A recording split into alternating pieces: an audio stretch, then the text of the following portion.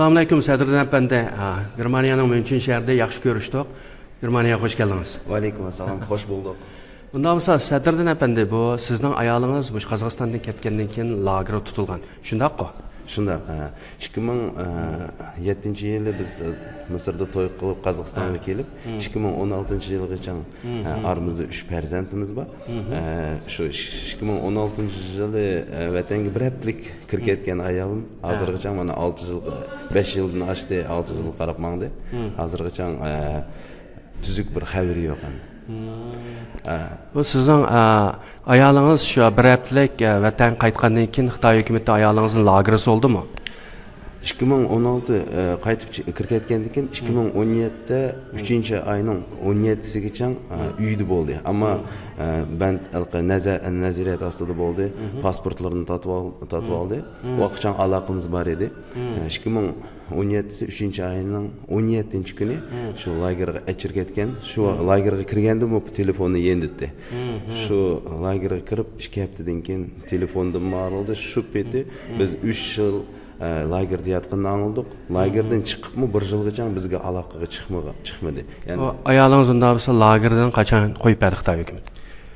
Lagerdan aniq biz ma'lumot yo'q, qachon qo'yib berdi, nima ish qildi, qanday so'ldi. Ammo ma'lum bo'lish bizga ma'lum bo'lgan kuni 2021-yili bizga aloqaga chiqdi. Ayolingiz chiqqandan keyin siz bilan aloqalashdimi?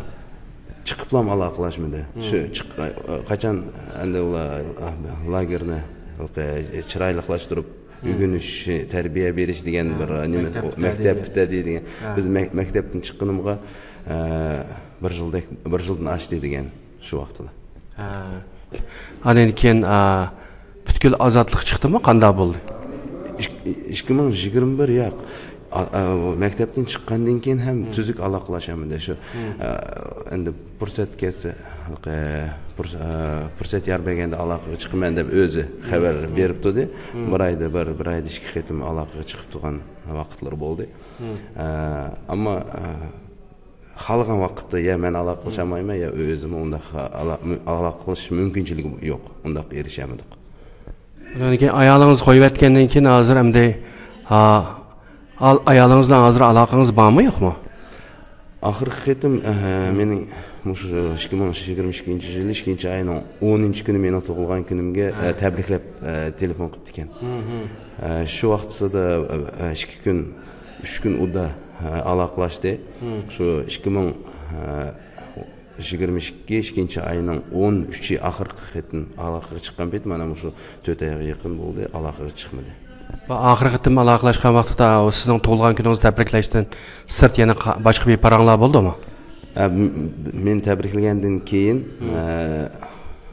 shu pasportga yuguryapman. Hozir bizning otishdiki shu O'rta bilan to'y qilganlarninki ishini Qashqarda bajardi ekan.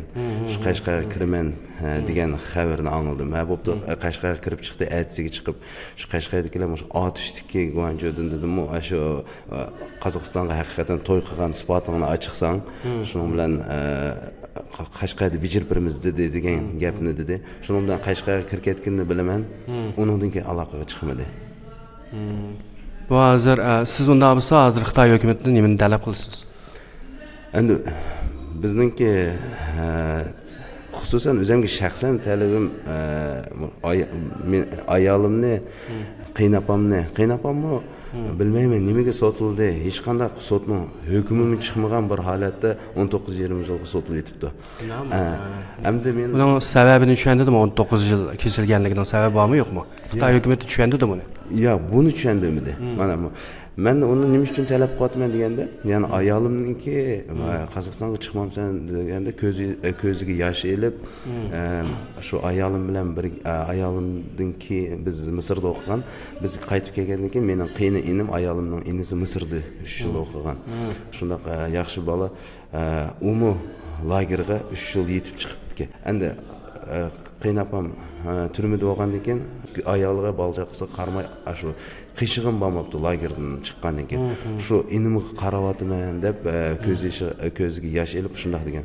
Shu andishdi men nima uchun qiynapamni talab qilyapman deganda qiynapam inimning qiyshig'i chiqsa ayolim bemalol xotirjam bu yoqqa chiqalaydi degan maqsadda uningmi qiynapamning uyiga chiqishiga va ayolimning bu Qozog'iston oilasiga qaytishini talab qilaman.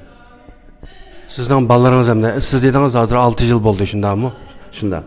Hozir hamda balalaringiz albatta cho'ng'ilab ketdi, onasini seg'inganda. Albatta kunda kichik qizim 3 yoshga to'lmay qilib qolgan. O'tiranchi o'g'lim 4 yoshdan 2 oy oshgan. Cho'ng o'g'lim 7-20 yoshida qolgan. Hozir ular 14 yoshga kirib ketdi, ular 10 yosh, 9 yoshga kirib ketdi. Hozir 4-sinfni yaslida qolgan bolalar hozir mana 4-sinfni tugatdi. Ular kunda apam aldamchigan, chiqaman degandi deb shundoq. Biz unga endi apang aldamchi emas, Xitoy hukumatı aldayotdi, shuning uchun apang majbur shundoq bizga deyishga deb gunohni Xitoy hukumatiga atyapmiz. Shu bolalarga tushunyotdi, butun xalqaro buni tushunsa, shu bolalar tushungandek. Biz deyapmiz, shu Xitoyninki siyosati aldayotdi bizni. Mush Xitoyning siyosatini aldamchiligini 10 yoshli bolalarim tushunib ma'quldada deb sabr qiladi-yu, biroq dunyo tushunmayotganiga hayronman. O'sha sizning talabangiz hamda Xitoy hukumatining shu qiynapingiz bilan ayolingizni qo'yib bersin demoqchi, shundaqmi? Shundoq qiynapamni uyga qo'yib bersin va mening ayolimni Qozog'istonga pasport berib yo'llasin. Ailangizning qanday talabi? Ailangiz uchun bir oila jam bo'lib yashash majburiy, vojib. Yani bu shundoq bir zarur. Bu dunyo qonunidan bor. Shuning uchun bu zaruriyatdan hech kimning mahrum qilishini tilmaymiz ham. Bizning oila jam bo'lib, o'sha narsada bolalarimiz onaning mehriga to'ymagan narsada bolalarim bundan keyin uchi onasiningki mehriga qiynib yashashini umid qilman va ulardan talab qilman. Siz endi ayolingiz bilan hamon bir kuni jam bo'lganligingizga ishonamsiz?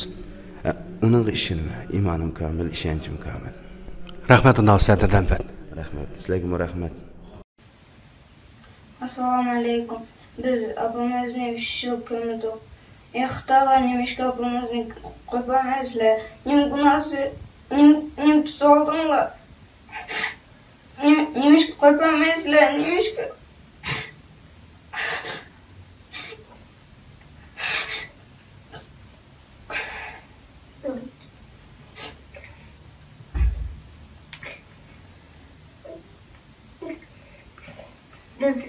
Три года не видели, а папа скучает.